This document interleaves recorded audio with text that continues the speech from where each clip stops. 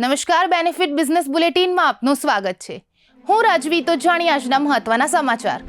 Stock market intraday update. Share બજારમાં જબરદસ્ત તેજી. Sensex 1200 points ઉછળ્યો. નિફ્ટી 50 પણ 23,300 પાર થયો. નિવેશકોને ₹8 લાખ કરોડનો મોટો ફાયદો થયો. મિડ અને સ્મોલ કેપ શેરોમાં પણ 2 થી 3% સુધીની તેજી દેખાઈ.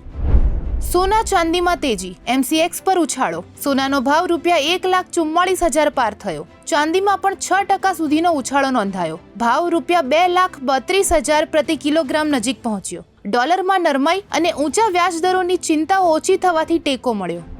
ભારતે મિડલ ઇસ્ટ યુદ્ધ વચ્ચે સપ્લાય ચિંતાઓ ઘટાડવાનો પ્રયાસ નક્કી કર્યો. એપ્રિલ માટે રશિયન તેલના 60 મિલિયન બેરલની ખરીદી. $5 થી 15 પ્રીમિયમ પર ડીલ. આયાતમાં વધારો કરી સપ્લાય સ્થિર રાખવાનો પ્રયત્ન.